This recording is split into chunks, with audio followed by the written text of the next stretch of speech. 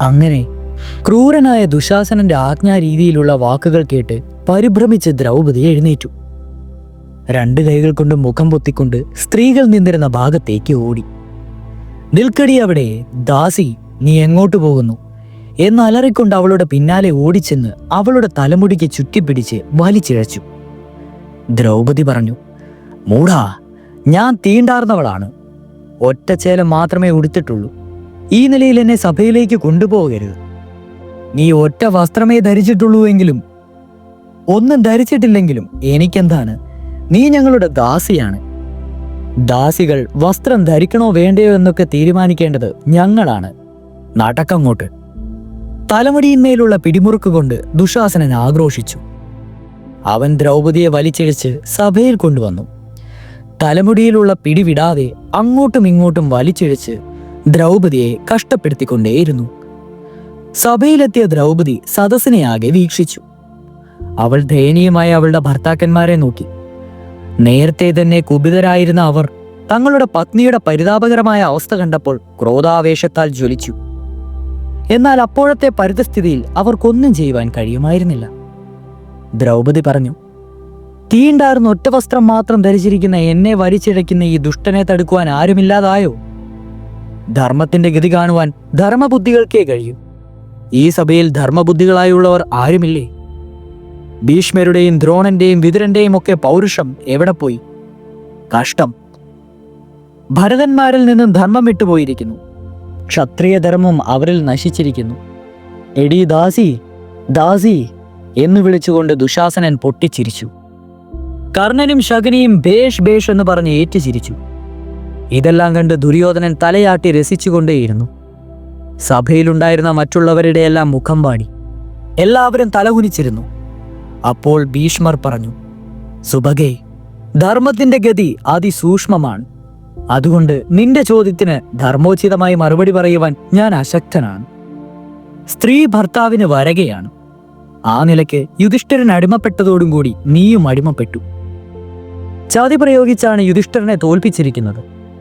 എന്നാൽ യുധിഷ്ഠിരന്റെ സ്വമേധയായുള്ള ചൂതാട്ടത്തിൽ സംബന്ധിക്കുകയും താൻ തോറ്റിരിക്കുന്നുവെന്ന് സ്വയം സമ്മതിക്കുകയും ചെയ്തിരിക്കുന്ന ഈ കാര്യത്തിൽ മറ്റെന്തെങ്കിലും വിധി കൽപ്പിക്കുവാൻ അശക്തനായിരിക്കുന്നു. ദ്രൗപദി പറഞ്ഞു, ധർമ്മപുത്ര മഹാരാജാവ് സദാ ധർമ്മത്തിൽ ഉറച്ചു നിൽക്കുന്നു. എന്റെ ഭർത്താവിൽ ഞാൻ എപ്പോഴും ഗുണമേ കാണുന്നുള്ളൂ. ഞാൻ വാക്കുകൊണ്ട് പോലും ലേശം ദോഷം അദ്ദേഹത്തിനെ ആരോപിക്കുകയില്ല. അദ്ദേഹം സ്വമേധയാ ചൂത് കളിക്കുവാൻ വന്നതല്ല. അദ്ദേഹത്തെ നിർബന്ധിച്ചു വരുത്തി ചതിയിൽ തോൽപ്പിക്കുകയായിരുന്നു. അദ്ദേഹം തോറ്റ് അടിമയായപ്പോൾ ഞാനും അടിമയായെങ്കിൽ അദ്ദേഹത്തെ കൊണ്ട് എന്നെ പന്തയം വെപ്പിച്ചത് എന്തിന്? അതുകൊണ്ട് തന്നെ അദ്ദേഹത്തിന്റെ അടിമത്വത്തോട് ചേർന്ന് ഞാനും അടിമയായതായി ശത്രുക്കൾ കരുതിയിരുന്നില്ലെന്ന് തീർച്ചയല്ലേ? ഇപ്രകാരം എതിരാളികൾ സമ്മതിച്ചു തന്ന സ്വാതന്ത്ര്യം ഞാൻ കൈവിടണമെന്നുണ്ടോ? സ്വതന്ത്രയായ എന്നെ അസംതൃതൻ പണയം വെച്ചിരിക്കുന്നു. ഈ പണയം എങ്ങനെ സാധുവാകും? ഈ സഭയിൽ മക്കളും മരുമക്കളുമുള്ള പലരുമുണ്ടല്ലോ. അവർ എൻ്റെ ചോദ്യത്തിന് ശരിയായി മറുപടി തരണമെന്ന് ഞാൻ അവരോട് അപേക്ഷിക്കുന്നു. ഇതൊക്കെ കേട്ടിട്ടും ദുശാസനൻ ദ്രൗപദിയെ തന്റെ പിടിയിൽ നിന്ന് മോചിപ്പിച്ചതേയില്ല. തലമുടിക്ക് പിടിച്ച് കൂടെ കൂടെ വലിക്കുകയും അസഭ്യങ്ങൾ പറയുകയും ചെയ്തുകൊണ്ടേയിരുന്നു. ഇതെല്ലാം കണ്ടുകൊണ്ടിരുന്ന ഭീമന്റെ ക്ഷമ അസ്തമിച്ചു. അവന്റെ കണ്ണുകൾ രക്തവർണമായി. ക്രോധത്താൽ ചുണ്ടുകൾ വിറച്ചു. അവൻ ക്രോധത്തോടെ യുധിഷ്ഠിരനെ നോക്കി പറഞ്ഞു, മുഴുവൻ ധനവും രാജ്യവും ഞങ്ങളെ തന്നെയും പണയം വെച്ചു. എല്ലാ ശത്രുക്കളുടെ അധീനതയിലായി. അതിലൊന്നും എനിക്ക് പരിഭവമില്ല. ചൂതുകളിക്കാരും ഭാര്യമാരെ പണയം വെച്ചതായി ഞാൻ കേട്ടിട്ടില്ല. ചൂതുകളിക്കാരുടെ വീട്ടിലെ വേലക്കാരുടെ കൂട്ടത്തിൽ അഭിസാരികമാരുണ്ടെന്ന് വരാം. അവരെ പോലും ആരും പണയം വെക്കാറില്ല. എന്നാൽ ദ്രൗപദിയെ അങ്ങ് പണയം വെച്ചത് കടുത്ത അക്രമമായി പോയി. ഇവൾ ഈ ദുഃഖത്തിന് അർഹയല്ല. അങ്ങ് കാരണമാണ് ഇവൾ ക്ലേശം അനുഭവിക്കുന്നത്. അവളുടെ പരിതാപം കണ്ടിട്ട് എനിക്ക് അങ്ങയോട് ക്ഷമിക്കുവാൻ കഴിയുന്നില്ല. എടാ സഹദേവ, ഒരു പന്നം കത്തിച്ചുകൊണ്ടുവാ. ഈ ചൂതുകളിക്കാരന്റെ കൈ രണ്ടും ചുട്ടു വെണ്ണീറാകട്ടെ. ഇത് കേട്ട് അർജുനൻ പറഞ്ഞു, ഇത്തരം വാക്കുകൾ ഒരിക്കലും പറയാത്ത അങ്ങയുടെ ധർമ്മചിന്തയെ ശത്രുക്കൾ നശിപ്പിച്ചു. നാം ധർമ്മം തെറ്റി നടക്കണമെന്നാണ് ശത്രുക്കൾ ആഗ്രഹിക്കുന്നത്. അത് ചെയ്തു പോകരുതേ. യുധിഷ്ഠിരനേക്കാൾ ധർമ്മനിഷ്ഠയുള്ളവർ ആരുണ്ടിവിടെ? ഭീമൻ പറഞ്ഞു, അർജുന, നീ പറഞ്ഞത് ശരിയാണ്. താൽക്കാലിക വികാരത്തിന് അടിമപ്പെട്ട് ഞാൻ പറഞ്ഞു പോയതാണ്. ക്ഷമിക്കൂ. സഭയിൽ നടന്ന നിന്ദ്യമായ സംഭവങ്ങൾ ആകുലത്തോടെ വീക്ഷിച്ചുകൊണ്ടിരുന്ന ദുര്യോധനന്റെ അനുജനായ വികർണൻ ഇരിപ്പിടത്തിൽ നിന്ന് ചാടി എഴുന്നേറ്റ് സഭാവാസികളോടായി ഉച്ചത്തിൽ പറഞ്ഞു: ഹേ രാജാക്കന്മാരെ, പാഞ്ചാലി ചോദിച്ച ചോദ്യത്തിന് നിങ്ങളാരും ഉത്തരം പറയാതെ മിണ്ടാതിരിക്കുന്നത് എന്തുകൊണ്ടാണ്? നിങ്ങളിതിന് മറുപടി പറയണം. അച്ഛനും മുത്തച്ഛനും ഇത് കേട്ടില്ലേ? ആചാര്യന്മാരായ ദ്രോണർക്കും കൃപനും വിതുരർക്കും ഒന്നും പറയുവാനില്ലേ? വികർണൻ ഇപ്രകാരം പല പ്രാവശ്യം പറഞ്ഞിട്ടും എല്ലാവരും മൗനം പൂണ്ട് ഇരുന്നതേയുള്ളൂ. വികർണൻ കോപാകുലനായി കണ്ണുകളിൽ കൂടി തീപ്പൊരി പാറി കൈകൾ കൂട്ടി അടിച്ചുകൊണ്ട് അവൻ പറഞ്ഞു: യുധിഷ്ഠിരനെ നിർബന്ധിച്ചാണ് ചൂതാടിച്ചത്. യുധിഷ്ഠിരന് പാഞ്ചാലിയെ തന്റെ പ്രത്യേക ധനമായി കരുതി പന്തയം വയ്ക്കുവാൻ ഒരവകാശവുമില്ല. അവൾ പാണ്ഡവന്മാർക്കെല്ലാവർക്കും ഒരേപോലെ അവകാശപ്പെട്ടതാണ്. പിന്നെ പാഞ്ചാലിയെ യുധിഷ്ഠിരന്റെ ഇഷ്ടപ്രകാരം പന്തയം വെച്ചതല്ല, ശകുനി നിർബന്ധിച്ചു പറഞ്ഞു കുടുക്കിയതാണ്. ആകയാൽ എൻ്റെ വ്യക്തമായ അഭിപ്രായം ഈ പന്തയം സാധുവല്ലെന്നാണ്. പാഞ്ചാലി സ്വതന്ത്രയാണ്, ആരുടെയും അടിമയല്ല. ഇത് കേട്ടപ്പോൾ സഭാവാസികൾ വികർണനെ ശ്ലാഘിക്കുകയും ഭേഷ് ഭേഷ്, വികർണൻ പറഞ്ഞത് ശരിയാണ്, ന്യായമാണ് എന്നൊക്കെ പറയുകയും ചെയ്തു. കർണനാണ് അപ്പോൾ വികർണനോട് മറുപടി പറഞ്ഞത്. അവൻ പറഞ്ഞു: ഹേ വികർണ, നീ ഒരു മൂഢനാണ്. ഇവിടെ എത്രയോ മഹാശയന്മാർ ഇരിക്കുന്നു. അവരാരും പാഞ്ചാലിയുടെ ചോദ്യത്തിന് മറുപടി പറയാതിരിക്കുന്നത് എന്തുകൊണ്ടാണ്? അവരെല്ലാം വിചാരിക്കുന്നു പന്തയത്തിൽ തോറ്റ് ദ്രൗപദിയെ ദാസിയാക്കി കഴിഞ്ഞുവെന്ന്. അഗ്രജൻ എന്നുള്ള നിലയ്ക്ക് യുധിഷ്ഠിരൻ ചെയ്യുന്നതെല്ലാം മറ്റു പാണ്ഡവന്മാർക്കും ബാധകമാണ്. പാഞ്ചാലിയെ പന്തയം വെക്കുന്നുവെന്ന് യുധിഷ്ഠിരൻ തന്നെയാണ് പറഞ്ഞത്. പിന്നെ നിനക്കു മാത്രം എന്താണ് ഇത്ര കുഴപ്പം? അത് മറ്റു പാണ്ഡവന്മാരും സമ്മതിച്ചതല്ലേ? അവർ അടിമയല്ലെന്ന് തോന്നുവാൻ കാരണം എന്താണ്? പാണ്ഡവന്മാരുടെ ധനവും ഇവളും പാണ്ഡവന്മാരും എല്ലാം ശകുനി ധർമ്മപ്രകാരം നേടിയ ധനമാണ്. ഹേ ദുശാസന, ഈ വികർണൻ പരമവിഡ്ഢിയാണ്. പാഞ്ചാലിയും പാണ്ഡവന്മാരും നമ്മുടെ അടിമകളാണെന്ന് ഇവനെ തെളിയിച്ചു കൊടുക്കുക. ഇവരുടെ വസ്ത്രമെല്ലാം അഴിച്ചു വാങ്ങുക. കുലീനന്മാരെ പോലെ വസ്ത്രം ധരിച്ച് നമ്മുടെ മുന്നിൽ ഞെളിഞ്ഞു നിൽക്കേണ്ടവരല്ലേ ഇവർ? കർണൻ ഇപ്രകാരം പറഞ്ഞപ്പോൾ പാണ്ഡവന്മാരെ എല്ലാം അവരുടെ ഉത്തരീയം അഴിച്ച് താഴെ വെച്ചു. പാഞ്ചാലി ഒന്നും ചെയ്തില്ല. ദുശാസനനുള്ള വസ്ത്രം അഴിച്ചെടുക്കുവാൻ ബലമായി അതിന്മേൽ പിടിച്ചു. പാഞ്ചാലി ഇരുകൈ കൊണ്ട് മുഖം പൊത്തി വാവിട്ട് നിലവിളിച്ചു. ആപൽഭാന്തവനായ ശ്രീകൃഷ്ണനെ ധ്യാനിച്ചുകൊണ്ട് വിലപിച്ചു: കൃഷ്ണ, ഗോവിന്ദ, ജനാർദ്ദന, സർവാന്തരാമിയായ വിശ്വാത്മാവേ, ഞാൻ അപമാനിതയായി വലയുന്നത് അങ്ങ് കാണുന്നില്ലേ? അനാഥാ രക്ഷക, ഈ അഗതിയെ രക്ഷിക്കണമേ. അവളെല്ലാം വിസ്മരിച്ചും ഭഗവാന്റെ പാദവിദ്ധങ്ങൾ മാത്രം ഏകാഗ്രമായി ധ്യാനിച്ചുകൊണ്ട് അവിടെ തന്നെ നിന്നു. എന്തൊരാശ്ചര്യം!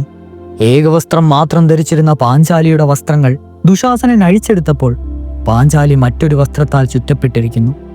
ദുശാസനൻ അത് അഴിച്ചെടുത്തപ്പോൾ ശരീരത്തിൽ വീണ്ടും വസ്ത്രം.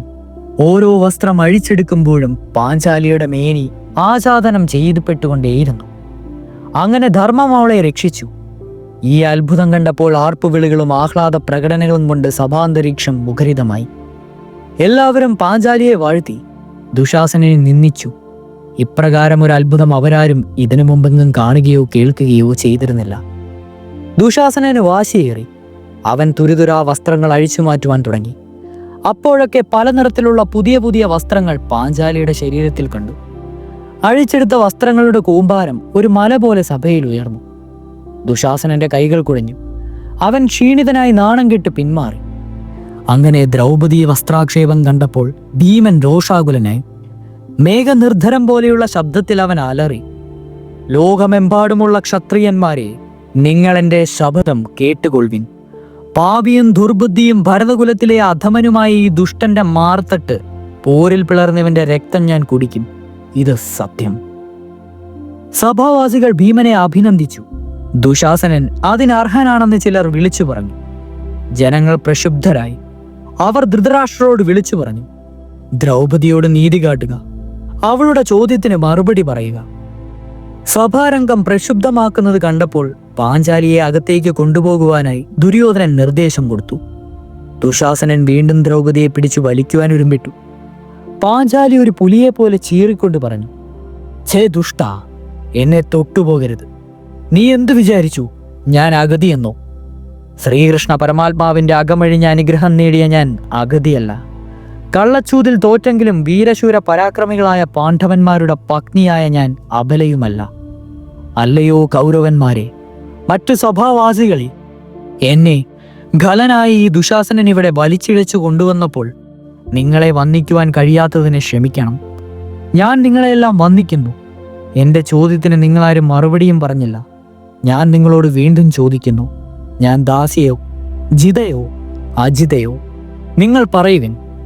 ദുര്യോധനൻ മറുപടി പറഞ്ഞു, ഹേ പാഞ്ചാലി, നിന്റെ ചോദ്യത്തിന് നിന്റെ ഭർത്താക്കന്മാരായ ഭീമൻ, അർജുനൻ, നകുലൻ, സഹദേവൻ എന്നിവർ മറുപടി പറയട്ടെ.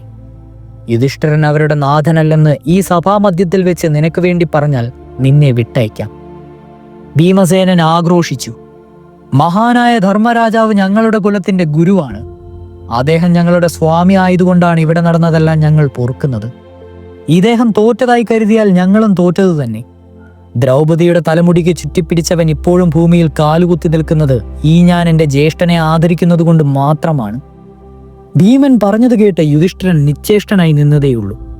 അപ്പോൾ ദുര്യോധനൻ യുധിഷ്ഠിരനെ നോക്കി പറഞ്ഞു, ഭീമനും അർജുനനും നകുല സഹദേവന്മാരും നിന്റെ ചൊൽപ്പടിയിൽ നിൽക്കുന്ന നിലയ്ക്ക് ഇനി നിന്റെ അഭിപ്രായം മാത്രമേ അറിയേണ്ടതായുള്ളൂ. നീ പറയൂ, അവൾ ദാസിയോ അദാസിയോ എന്ന്. ഇത്രയും പറഞ്ഞിട്ട് ഐശ്വര്യമതത്താൽ മോഹിതനായ ആ ധാർത്തരാഷ്ട്രൻ പാഞ്ചാലിയെ നോക്കി പുഞ്ചിരിച്ചു. തന്റെ ഇടതയെ തുട നഗ്നമാക്കി തുടയിൽ തട്ടിക്കൊണ്ട് വിജയഭാവത്തിൽ ഭീമസേനനെ നോക്കി ചിരിച്ചു. ഇത് കണ്ടപ്പോൾ കത്തിച്ചൊലിക്കുന്ന കോപത്തോടെ രക്തരൂക്ഷിതമായ കണ്ണുകൾ തെളിച്ച് ആ സഭ മുഴുവൻ നടുങ്ങത്തക്കവണ്ണം ഗർജിച്ചുകൊണ്ട് ഭീമൻ പറഞ്ഞു, എടാ ദുര്യോധന, യുദ്ധത്തിൽ നിന്റെ ഈ തുട ഞാൻ എൻ്റെ ഗദ കൊണ്ട് അടിച്ചുടയ്ക്കാതിരുന്നാൽ എനിക്ക് പിതൃലോകം ലഭിക്കാതെ പോവട്ടെ. കാര്യങ്ങൾ ഒരു തീരുമാനത്തിലും എത്താതെ ധർമ്മത്തിന്റെ സൂക്ഷ്മാവസ്ഥയെക്കുറിച്ച് ഇത്തരം വാദപ്രതിവാദം നടത്തിക്കൊണ്ടിരിക്കെ ധൃതരാഷ്ട്രന്റെ കൊട്ടാരത്തിൽ ഭയങ്കരമായ ദുശകുനങ്ങൾ ഉണ്ടായി. പവിത്രമായ സ്ഥാനങ്ങളിൽ കുറുക്കന്മാർ കയറി ഓരിയിട്ടു. അസംഖ്യം കഴുതകൾ കരഞ്ഞു. ശവന്തീനികളായ കഴുകന്മാർ ചുറ്റിപ്പറന്നു. ഭീകരമായ ശബ്ദം കേട്ട് ഗാന്ധാരി ഭയപ്പെട്ടു തുടങ്ങി. അവർ വിവരമെല്ലാം ധൃതരാഷ്ട്രനെ അറിയിച്ചു. അദ്ദേഹവും ഭയചകിതനായി. ധൃതരാഷ്ട്രർ ദുര്യോധനനെ ശാസിച്ചുകൊണ്ട് പറഞ്ഞു, എടാ ദുര്യോധന, നിന്റെ ദുർബുദ്ധി കൊണ്ടെല്ലാം നശിക്കുവാൻ പോകുന്നു. കുരുശ്രേഷ്ഠന്മാർ നിറഞ്ഞിരിക്കുന്ന ഈ സദസ്സിൽ വെച്ച് ദ്രൗപദിയെക്കുറിച്ച് തർക്കിക്കുകയോ? നിർത്ത് നിന്റെ ദുർഭാഷണം. മകളെ പാഞ്ചാലി, നീ എൻ്റെ സ്നഷുകളിൽ വെച്ച് ഏറ്റവും ശ്രേഷ്ഠയും സാധ്യയും ധർമ്മിഷ്ഠയുമാണ്. നിന്റെ ആഗ്രഹം എന്താണ്? ദ്രൗപദി മറുപടി പറഞ്ഞു, പ്രഭോ, ശ്രീമാനും ധർമ്മിഷ്ഠനുമായ യുധിഷ്ഠിരൻ അദാസനാകണമെന്ന് ഞാൻ അഭ്യർത്ഥിക്കുന്നു. ധൃതരാഷ്ട്രർ പറഞ്ഞു, നിന്റെ അഭ്യർത്ഥന സഫലമായിരിക്കുന്നു. നിനക്കിനിയും എന്താണ് ആഗ്രഹം? പറയൂ, അതും ഞാൻ സാധിച്ചു തരാം. ദ്രൗപദി പറഞ്ഞു, രഥങ്ങളോടും ആയുധങ്ങളോടും കൂടി ഭീമാർജുനന്മാരും നകുല സഹദേവന്മാരും ദാസ്യത്തിൽ നിന്നൊഴിഞ്ഞ് സ്വതന്ത്രരാകണമെന്ന് അഭ്യർത്ഥിക്കുന്നു. ധൃതരാഷ്ട്രർ മറുപടി പറഞ്ഞു, അങ്ങനെ ഭവിക്കട്ടെ മകളെ. 2 വരം കൊണ്ട് ഞാൻ തൃപ്തനല്ല, 3ാമതും വരം വാങ്ങുക. എന്താണ് നിന്റെ അടുത്ത ആഗ്രഹം? ദ്രൗപദി പറഞ്ഞു, മഹാരാജാവേ, ലോഭം ധർമ്മത്തെ നശിപ്പിക്കും. അതിന് ഞാൻ ഒരുങ്ങുന്നില്ല. വൈശ്യന് 1 വരം, ക്ഷത്രിയ സ്ത്രീകൾക്ക് 2 വരം, രാജാക്കന്മാർക്ക് 3 വരം, ബ്രാഹ്മണന് 100 വരം എന്നാണല്ലോ ശാസ്ത്രോക്തം. നിയമം ലംഘിക്കുവാൻ ഞാൻ ആഗ്രഹിക്കുന്നില്ല. കഷ്ടത്തിൽപ്പെട്ട എൻ്റെ ഭർത്താക്കന്മാർ സൽക്കർമ്മങ്ങൾ മൂലം ശ്രേയസ് നേടുവാൻ സ്വയം പ്രാപ്തരാകും. യുധിഷ്ഠിരൻ ധൃതരാഷ്ട്രരുടെ മുമ്പാകെ എത്തി പാദത്തിൽ തൊട്ടു വന്നിച്ച് കൈകൂപ്പി നിന്നു. അദ്ദേഹം പറഞ്ഞു, മഹാരാജാവേ, അവിടുത്തെ പുത്രൻ യുധിഷ്ഠിരൻ ഇതാ നിൽക്കുന്നു. അങ്ങാണ് ഞങ്ങളുടെ സ്വാമി. ചെയ്യേണ്ടതെന്നെന്ന് അങ്ങ് ആജ്ഞാപിച്ചാലും. ധൃതരാഷ്ട്രർ പറഞ്ഞു, മകനെ, നീ ആജാത ശത്രുവാണ്. നിനക്ക് മംഗളമുണ്ടാകട്ടെ. നീ കുണ്ഠിതം കളഞ്ഞ് പോയിക്കൊള്ളുക. നിങ്ങൾ സർവ്വധനങ്ങളോടും കൂടി സ്വന്തം രാജ്യം ഭരിച്ച് സസുഖം വാഴുക. ഉണ്ണി യുധിഷ്ഠിര, നീ ധർമ്മത്തിന്റെ സൂക്ഷ്മമായ ഗതി കണ്ടവനാണ്. ശ്രേഷ്ഠനായ നീ സഭയിൽ വെച്ച് മര്യാദ ലംഘിക്കാതെ വർത്തിച്ചു. ദുര്യോധനൻ പ്രവർത്തിച്ച അവിവേകം നീ മനസ്സിൽ വെക്കരുത്. ഗാന്ധാരിയായ അമ്മയും ഗുണകാംക്ഷിയായ വൃദ്ധനായ ഈ കുരുടനെയും നീ ഓർക്കണം. നിന്നിൽ ധർമ്മവും പാർത്ഥനിൽ ധൈര്യവും ഭീമനിൽ പരാക്രമവും പൗരുഷവ്രാക്കരായ നകുല സഹദേവന്മാരിൽ ശ്രദ്ധയും ഗുരു ശുശ്രൂഷയും വിളങ്ങുന്നു. നിങ്ങൾ ഇന്ദ്രപ്രസ്ഥത്തിലേക്ക് പോയിക്കൊള്ളുക. ഇപ്രകാരം ധൃതരാഷ്ട്രർ ആശീർവാദം വാങ്ങി ഗുരുക്കന്മാരെയും ശ്രേഷ്ഠജനങ്ങളെയും വന്ദിച്ച് യുധിഷ്ഠിരൻ സഹദേവന്മാരോടും പാഞ്ചാലിയോടും കൂടി സന്തുഷ്ടരായി ഇന്ദ്രപ്രസ്ഥത്തിലേക്ക് പോയി. ദുര്യോധനൻ ആഗ്രഹിച്ചതൊക്കെ കയ്യിൽ കിട്ടി. എന്നാൽ അത് സ്വപ്നത്തിൽ ലഭിച്ചതുപോലെ ആയിത്തീർന്നു. ഇപ്പോഴൊന്നും കയ്യിലില്ല. എല്ലാം അതിൻ്റെ ഉടമസ്ഥന്മാരുടെ കൈവശം തന്നെ ഇരിക്കുന്നു. അവർ വന്നതുപോലെ തന്നെ മടങ്ങി പോവുകയും ചെയ്തു. ദുര്യോധനനും ദുശാസനും കർണനും ശകുനിയും ഒരുമിച്ച് കൂടി ആലോചനയിലായി. കഷ്ടപ്പെട്ട് നേടിയ ധനമൊക്കെ അന്ധനായ കിഴവൻ കളഞ്ഞു കുളിച്ചിരിക്കുന്നു. അതെങ്ങനെയും തിരിച്ചെടുക്കണം. അതിനെന്താണ് വഴി? ധൃതരാഷ്ട്രരുടെ ഹൃദയത്തിൽ പാണ്ഡവന്മാരോട് വിരോധമുണ്ടെന്ന് ദുര്യോധന പ്രവൃത്തികൾക്ക് ബോധ്യമുണ്ട്. സാഹചര്യത്തിൽ പ്രേരണ കൊണ്ട് മാത്രമാണ് എല്ലാം പാണ്ഡവന്മാർക്ക് മടക്കിക്കൊടുത്തതെന്നും അവർക്കറിയാം. അതുകൊണ്ട് വീണ്ടും ധൃതരാഷ്ട്രനെ തന്നെ സ്വാധീനിച്ച് എല്ലാം വീണ്ടെടുക്കുന്നതിനുള്ള ഉപായത്തെപ്പറ്റി അവർ ആലോചിച്ചു. അവർ 4 പേരും കൂടി ധൃതരാഷ്ട്രരെ സമീപിച്ചു. ദുര്യോധനൻ തുടക്കമിട്ടു. പ്രിയപ്പെട്ട അച്ഛാ, എന്ത് അവിവേകമാണ് അങ്ങ് ചെയ്തത്? ദേവാചാര്യനായ ബൃഹസ്പതി ദേവേന്ദ്രനോട് പറഞ്ഞ നീതിഭാഷണം അങ്ങ് കേട്ടിട്ടില്ലേ? ഏതുപായം പ്രയോഗിച്ചാലും ശത്രുക്കളെ കൊല്ലണമെന്നാണ്. പാണ്ഡവന്മാർ നമുക്കെതിരായിട്ട് 10 വിടർത്തി നിൽക്കുന്ന സർപ്പങ്ങളാണ്. അങ്ങനെയുള്ള സർപ്പങ്ങളെ നാം ഇപ്പോൾ നോവിക്കുകയും കൂടി ചെയ്തിരിക്കുന്നു. അവൻ നമ്മളെ കുത്തിവിഴുങ്ങാതിരിക്കുമോ? അതുകൊണ്ട് നമ്മുടെ സ്വയം രക്ഷയെ കരുതി അവരെ കൊന്നില്ലെങ്കിലും അവരുടെ വിശപ്പല്ലെങ്കിലും പറിച്ചെടുക്കണം.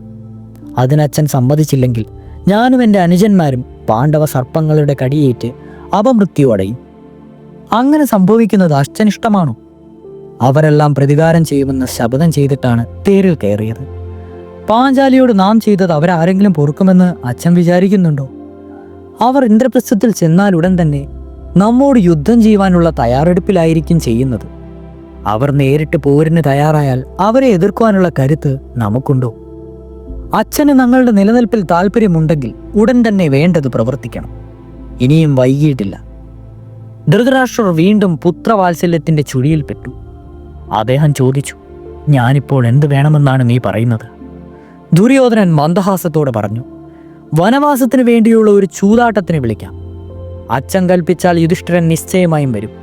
ഒരു കരാറോടുകൂടി ചൂത് കളിക്കാം. അവരോ ഞങ്ങളോ ആര് ചൂതിൽ തോറ്റാലും തോറ്റവർ 12 സംവത്സരം വനവാസം ചെയ്യണം. 13ാമത്തെ വർഷത്തിൽ ജനമധ്യത്തിൽ അജ്ഞാതവാസം ചെയ്യാം. ആളെ അറിഞ്ഞാൽ വീണ്ടും 12 വനവാസം ചെയ്യാം. ഇതായിരിക്കണം കരാറ്. അമ്മാവനവരെ നിഷ്പ്രയാസം ചൂതിൽ ജയിക്കും. 13 വർഷത്തെ വ്രതം കഴിഞ്ഞു വരുമ്പോൾ നമുക്കവരെ നിശേഷം തോൽപ്പിക്കുകയും ചെയ്യാം. അതിനുള്ള കരുത്ത് അതിനിടയിൽ നമുക്ക് സമ്പാദിക്കുവാൻ കഴിയും. ധൃതരാഷ്ട്രർ സമ്മതിച്ചു. അദ്ദേഹം പറഞ്ഞു, അവർ ഇപ്പോൾ വളരെ ദൂരത്ത് എത്തിയിട്ടുണ്ടാവും. എങ്കിലും അവരെ ഇങ്ങോട്ട് വിളിച്ചുകൊണ്ട് വരിക. കളി ഒരിക്കൽ കൂടി നടക്കട്ടെ. ധൃതരാഷ്ട്രരുടെ ഈ തീരുമാനം കേട്ടപ്പോൾ എല്ലാവരും രണ്ടാമതൊരു ചൂതാട്ടം നടത്തുന്നതിൽ വിരമിക്കണമെന്ന് അദ്ദേഹത്തെ ഉപദേശിച്ചു. പുത്രസ്നേഹം മൂലം ആപത്തിലേക്ക് ഇറങ്ങരുതെന്ന് ഭീഷ്മരും ദ്രോണരും കൃപരും വിതുരരും അശ്വത്ഥാമാവും വികർണനും തുടങ്ങിയവരെല്ലാം അദ്ദേഹത്തോട് അപേക്ഷിച്ചു. എന്നാൽ അതെല്ലാം അദ്ദേഹം അവഗണിച്ചു. ധൃതരാഷ്ട്രൻ തന്നെ പ്രാതിഗാമിയെ വിളിച്ചു. വേഗത്തിൽ പോയി യുധിഷ്ഠിരനെയും സഹോദരന്മാരെയും വിളിച്ചുകൊണ്ടുവരികാൻ നിയോഗിച്ചു. ധൃതരാഷ്ട്രരുടെ തീരുമാനം അറിഞ്ഞപ്പോൾ ഗാന്ധാരിക്ക് അനൽപമായ കുണ്ഠിതമുണ്ടായി. അവൾ ഭർത്താവിന്റെ അടുത്തെത്തി പറഞ്ഞു, ഭവാന്റെ പുത്രന്മാർ ദുഷ്ടന്മാരാണ്. അവരുടെ താന്തോന്നിത്തരത്തിന് ഭവാൻ അനുകൂലിച്ചാൽ ആപത്ത് വന്നുകൂടും. ദുര്യോധനൻ ജനിച്ച സമയത്തുണ്ടായ ദുശകുനം അങ്ങ് ഓർക്കുന്നില്ലേ? അവൻ ഈ കുലം മുടിക്കും. ശാന്തരായ പാണ്ഡവരെ ഇനിയും പ്രകോപിപ്പിക്കുന്നത് ശരിയല്ല. കെട്ടി നിർത്തിയ ചിറ പൊട്ടിക്കരുത്. കെട്ടടങ്ങിയ അഗ്നി വീണ്ടും ജ്വലിപ്പിക്കുകയും അരുത്. വിജ്ഞനും വൃദ്ധനുമായ അങ്ങ് ഒരിക്കലും ബാലനെ പോലെ ആകരുത്. അങ്ങയുടെ പുത്രന്മാരെ അങ്ങ് നിയന്ത്രിക്കുക. അവർ അങ്ങയെ നിയന്ത്രിക്കുവാൻ ഒരിക്കലും അനുവദിക്കരുത്. ദുഷ്പ്രവൃത്തി കൊണ്ട് നേടുന്ന ധനം നശിക്കും. നല്ല മാർഗത്തിൽ കൂടി നേടുന്ന ഐശ്വര്യവും സമ്പത്തും മാത്രമേ പുത്രപൗത്രന്മാർക്ക് അനുഭവയോഗ്യമായിട്ടുള്ളൂ. ഗാന്ധാരിയുടെ ധർമ്മോപദേശത്തിന് ധൃതരാഷ്ട്രരുടെ ദുഷ്ടബുദ്ധിയെ നേർവഴിക്കുവാൻ കഴിഞ്ഞില്ല. അദ്ദേഹം പറഞ്ഞു, മുടിയാനാണ് വിധിയെങ്കിൽ മുടിയും, നന്നായി വർദ്ധിക്കാനാണ് വിധിയെങ്കിൽ കുലം വർദ്ധിക്കും. ഇപ്പോൾ എൻ്റെ പുത്രന്മാരുടെ ഇച്ഛ പോലെ നടക്കട്ടെ. പ്രാതിഗാമി വേഗത്തിൽ പുറപ്പെട്ടു. യുധിഷ്ഠിരൻ ഇന്ദ്രപ്രസ്ഥത്തിൽ എത്തുന്നതിന് മുമ്പ് തന്നെ അദ്ദേഹത്തെ കണ്ടുമുട്ടി. ധൃതരാഷ്ട്രൻ പറഞ്ഞയച്ച വിവരമെല്ലാം യുധിഷ്ഠിരനെ അറിയിച്ചു. യുധിഷ്ഠിരൻ പറഞ്ഞു, വലിയച്ഛൻ വീണ്ടും എന്നെ ചൂതിനാണ് വിളിക്കുന്നത്. അദ്ദേഹത്തിന്റെ കൽപ്പന നാശമുണ്ടാക്കുമെന്ന് തീർച്ചയാണ്. എന്നാൽ എനിക്കതിനെ ഒഴിവാക്കുവാൻ നിവൃത്തിയില്ല. കളിച്ചാലുമില്ലെങ്കിലും വിധിച്ചത് സംഭവിക്കാതിരിക്കുകയില്ല. സ്വർണമയമായി ഒരിക്കലും ഒരു മാൻ ജനിക്കുകയില്ല. എന്നിട്ടും ശ്രീരാമൻ അതിൽ ഭ്രമിച്ചു. ഒരു കാര്യം തീർച്ചയാണ്, പരാജയത്തിനുള്ള കാലം വന്നാൽ മനുഷ്യന്റെ ബുദ്ധിയൊക്കെ മാറിപ്പോകും. യുധിഷ്ഠിരൻ അനുചരന്മാരോടും കൂടി അമ്മയോടും പാഞ്ചാലിയോടൊപ്പം ഹസ്തിനാപുരിയിലേക്ക് മടങ്ങി. അവരെ കണ്ടപ്പോൾ ഭീഷ്മർ, വിദുരർ, ദ്രോണർ, ക്രൂപർ തുടങ്ങിയവർ അഗാധമായി വ്യസനിച്ചു. ചൂതാട്ടത്തിനുള്ളതെല്ലാം സഭയിൽ ഒരുക്കി വെച്ചിട്ടുണ്ടായിരുന്നു. യുധിഷ്ഠിരൻ സഭയിൽ പ്രവേശിച്ചു. ശകുനി പറഞ്ഞു, ധൃതരാഷ്ട്രൻ നിങ്ങൾക്ക് സകല സമ്പത്തും വിട്ടുതന്നു. അത് നന്നായി. ഇത്തവണ പ്രത്യേകമായ ഒരു കരാർ വെച്ചാണ് കളി. 12 കൊല്ലത്തെ വനവാസത്തെപ്പറ്റി ആസൂത്രണം ചെയ്തിരുന്ന കരാറിന്റെ വ്യവസ്ഥകളെയെല്ലാം വിശദീകരിച്ചിട്ട് ശകുനി തുടർന്നു. 13ാമത്തെ വർഷം കഴിഞ്ഞാൽ സ്വന്തം രാജ്യം വന്ന് തങ്ങളുടെ പങ്ക് കൈവശം വെക്കാം. ഈ നിശ്ചയം 2 കൂട്ടർക്കും തുല്യമാണ്. വരൂ, കളി തുടങ്ങാം. ശകുനിയുടെ പ്രസ്താവന കേട്ടപ്പോൾ സദസ്യർ ഞെട്ടിപ്പോയി. അവർ ഉച്ചത്തിൽ പലതും പറഞ്ഞ് ചൂത് തടയുവാൻ ശ്രമിച്ചു. എന്നാൽ യുധിഷ്ഠിരൻ അതിനൊന്നും ചെവികൊണ്ടില്ല. അദ്ദേഹം പറഞ്ഞു, എന്നെപ്പോലെ സ്വധർമ്മപരനായ ഒരു രാജാവ് ചൂതിന് വിളിച്ചാൽ ഞാൻ എങ്ങനെ പിന്മാറും? ഹേ ശകുനി, ഞാൻ തയ്യാറാണ്. നമുക്ക് കളി തുടങ്ങാം. എല്ലാവരും പ്രതീക്ഷിച്ചതുപോലെ തന്നെ സംഭവിച്ചു. ശകുനി കള്ളച്ചൂതാടി യുധിഷ്ഠിരനെ തോൽപ്പിച്ചു. ചൂതിൽ തോറ്റ പാണ്ഡവർ രാജകീയ വേഷം മാറ്റി മാൻതോൽ ധരിച്ച് വ്യവസ്ഥ പ്രകാരം കാട്ടിലേക്ക് പോകുവാൻ തയ്യാറായി. ദുശാസനനും കർണനും പാണ്ഡവന്മാരെ പരിഹസിക്കുകയും നിശിതമായ വാക്കുകൾ അസഭ്യവർഷം ചൊരിയുകയും ചെയ്തു. ദുര്യോധനൻ ആഹ്ലാദ മതിർപ്പോടെ ഭീമസേനന്റെയും മറ്റും നടത്തത്തിന്റെ ഹാസ്യാനുകാരണം നടത്തി അവരെയെല്ലാം കളിയാക്കി. ഇതെല്ലാം കണ്ടപ്പോൾ ഭീമന്റെ രക്തം തിളച്ചു കയറി. അവൻ പറഞ്ഞു, ദുര്യോധന, ഞാൻ വീണ്ടും പറയുന്നു, നിന്നെ ഞാൻ എൻ്റെ ഗദ കൊണ്ട് തച്ചുകൊല്ലും. ദുശാസനന്റെ രക്തം ഞാൻ എൻ്റെ മൃഗരാജനെ പോലെ കുടിക്കും. പാണ്ഡവന്മാരെ പരിഹസിക്കുന്ന കർണനെ നോക്കി അർജുനൻ പറഞ്ഞു, എടാ കർണ, ഞങ്ങളുടെ ദുര്യോഗം കണ്ട് നീ അഹങ്കരിക്കേണ്ട. നിന്നെ ഞാൻ കാലപുരിക്ക് അയക്കുമെന്ന് ഇതാ ശപഥം ചെയ്യുന്നു. ഹിമാലയം ചലിച്ചേക്കാം, സൂര്യൻ കെട്ടുപോയേക്കാം, ചന്ദ്രന് ശൈത്യമില്ലാതായേക്കാം, എന്നാലും എൻ്റെ ശബ്ദത്തിന് മാറ്റമുണ്ടാകുകയില്ല. എല്ലാ കൃത്രിമങ്ങളുടെയും കാതലായ ശകുനിയെ നോക്കി കോപാക്രാന്തനായ സഹദേവൻ പറഞ്ഞു, ദുഷ്ട, തോറ്റെന്ന് നീ കരുതുന്ന ഞങ്ങൾ തോറ്റിട്ടില്ല. യുദ്ധക്കളത്തിൽ വെച്ച് നിന്നെ ഞാൻ കാണിച്ചു തരാം ആരാണ് തോറ്റതെന്ന്. ഞാനായിരിക്കും നിന്റെ അന്തകൻ. പാഞ്ചാലിയോട് ചെയ്ത അനീതിക്ക് കൂട്ടുനിന്ന എല്ലാവരെയും ഒടുക്കി ധാർത്തരാഷ്ട്രന്മാർക്ക് ഞാൻ ഉന്മൂലന നാശം വരുത്തും. ഇത് സത്യം. ദീർഘമായ ബഹുവാക്കുകൾ നീട്ടി പുരുഷവ്രാക്രന്മാരായ നകുലൻ ഇപ്രകാരവും സത്യം ചെയ്തു. യുധിഷ്ഠിരൻ എല്ലാവരോടും വിനയപുരസ്സരം യാത്ര പറഞ്ഞു. ആർക്കും അവനോടൊന്നും പറയുവാൻ കഴിഞ്ഞില്ല. എല്ലാവരും അത്രത്തോളം ലജ്ജിതരായിരുന്നു. എങ്കിലും അവരെല്ലാം മനസ്സുകൊണ്ട് അദ്ദേഹത്തെ ആശീർവദിക്കുന്നുണ്ടായിരുന്നു. വിതുരൻ പറഞ്ഞു, ആര്യയായ രാജപുത്രി കുന്തിദേവി കാട്ടിൽ പോകണ്ട. അവർ എൻ്റെ ഗൃഹത്തിൽ താമസിക്കട്ടെ. പാണ്ഡവന്മാർ അതിന് സമ്മതിച്ചു. യുധിഷ്ഠിരൻ പറഞ്ഞു, ഇളയച്ച, അങ്ങ് ഞങ്ങൾക്ക് അച്ഛനെ പോലെയാണ്. അങ്ങ് ഞങ്ങളുടെ ഗുരുവാണ്. ഞങ്ങളോട് ആശീർവദിച്ച് യാത്രയാക്കിയാലും. വിതുരൻ പറഞ്ഞു, യുധിഷ്ഠിര, അധർമ്മത്താൽ തോൽപ്പിക്കപ്പെട്ടവൻ തോൽവി കൊണ്ട് വ്യസനിക്കുകയില്ല. നീ ധർമ്മജ്ഞനാണ്. പോരിൽ വിജയിയാണ് വിജയൻ. ഭീമൻ ശത്രുനാശകരനാണ്. നകുലൻ ധനസാധകനാണ്. സഹദേവൻ ഭരണനിപുണനാണ്. ധൗമ്യൻ ബ്രഹ്മജ്ഞാനിൽ ഉത്തമനാണ്. ധർമ്മചാരണിയായ ദ്രൗപദി ധർമാർത്ഥ കാര്യങ്ങളിൽ സാമർഥ്യമുള്ളവളാണ്. നിങ്ങളെല്ലാം അന്യോന്യം സ്നേഹിക്കുന്നു. നിങ്ങളുടെ നില ഏറ്റവും മംഗളമായിട്ടുള്ളതാണ്. നിങ്ങൾ ആരോഗ്യവാന്മാരായിരിക്കട്ടെ. നിങ്ങൾക്ക് സ്വസ്തുതി ഭവിക്കട്ടെ. പാണ്ഡവന്മാർ വിതുരരെ നമസ്കരിച്ചിട്ട് ഇറങ്ങി. അവർ ഭീഷ്മരെയും ദ്രോണരെയും വന്നിച്ച് യാത്ര ചോദിച്ചു. എല്ലാവരും അവരെ ആശീർവദിച്ച് യാത്രയാക്കി. രാജകീയ വേഷങ്ങളെല്ലാം ഉപേക്ഷിച്ച് മാന്തോലുമുടുത്ത് വനവാസത്തിന് തയ്യാറായി നിന്ന ദ്രൗപദി ഒരു താമസകുമാരിയെപ്പോലെ തേജസ്വിയായി കാണപ്പെട്ടു. ദുശാസനൻ പിടിച്ചു വലിച്ചപ്പോൾ അഴിഞ്ഞുലഞ്ഞ അവളുടെ മനോഹരമായ കാർക്കൂന്തൽ പിന്നീട് അവൾ കെട്ടിവെക്കുകയുണ്ടായിരുന്നില്ല. ദുശാസനന്റെ രക്തം അവളുടെ മുടിമേൽ തടവിയതിനു ശേഷം മാത്രമേ അത് കെട്ടിവെക്കുകയുള്ളെന്ന് അവളും ശപഥം ചെയ്തു. ദ്രൗപദി യാത്ര പറയുവാനായി കുന്തിദേവിയുടെ അടുത്തെത്തി. പാദങ്ങൾ തൊട്ട് നമസ്കരിച്ചു. അവളെ പിടിച്ചെഴുന്നേൽപ്പിച്ച് മാറോട് ചേർത്ത് തഴുകിക്കൊണ്ട് കുന്തി പൊട്ടിക്കരഞ്ഞു. പാഞ്ചാലിക്കും കരച്ചിലടക്കുവാൻ കഴിഞ്ഞില്ല. അവസാനം പാഞ്ചാലി കുന്തിയോട് യാത്ര പറഞ്ഞിറങ്ങിയപ്പോൾ കുന്തിയും അവളെ പിന്തുടർന്നു. അപ്പോൾ മാന്തോലെടുത്ത് വനത്തേക്കും പോവാൻ തയ്യാറായി നിന്നിരുന്ന പാണ്ഡവന്മാരെ കാണുവാനിടയായി. കുന്തിദേവി ഏങ്ങലടിച്ചു കരഞ്ഞു. വിതുരൻ അവരെ സമാധാനപ്പെടുത്തി. തന്റെ ഗൃഹത്തിലേക്ക് കൂട്ടിക്കൊണ്ടുപോയി.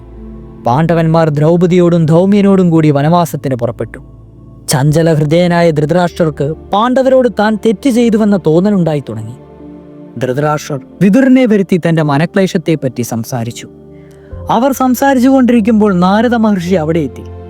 അദ്ദേഹം രൗദ്രഭാവം കലർന്ന മുഖത്തോടെ പറഞ്ഞു, ഇനിയും 14-ാമത്തെ വർഷം കൗരവന്മാർ നശിക്കും. ദുര്യോധനന്റെ തെറ്റുമൂലം ഭീമാർജുനന്മാരുടെ ബലത്താലാണത് സംഭവിക്കുക. ഇത്രയും പറഞ്ഞിട്ട് ബ്രഹ്മതേജസ് ഏറ്റവും വിളങ്ങുന്ന ആ മഹർഷി ആകാശത്തിലേക്ക് ഉയർന്നു മാഞ്ഞു. ദുര്യോധനൻ, ശകുനി, കർണൻ എന്നിവർ സംഭീതരായി. ദ്രോണർ മാത്രമേ തങ്ങൾക്ക് ശരണമുള്ളൂ എന്ന് കരുതി രാജൻ തന്നെ അദ്ദേഹത്തിന് നിവേദിച്ച് ബഹുമാനിച്ചു. ദ്രോണൻ പറഞ്ഞു, പാണ്ഡവന്മാർ ദേവപുത്രന്മാരാണ്. എന്നാൽ എന്നെ ശരണം പ്രാപിച്ച നിങ്ങളെ കൈവിടുവാൻ ഞാൻ ശക്തനല്ല. പാണ്ഡവന്മാർ പക വീട്ടുമെന്ന കാര്യത്തിൽ എനിക്ക് സംശയമൊന്നുമില്ല.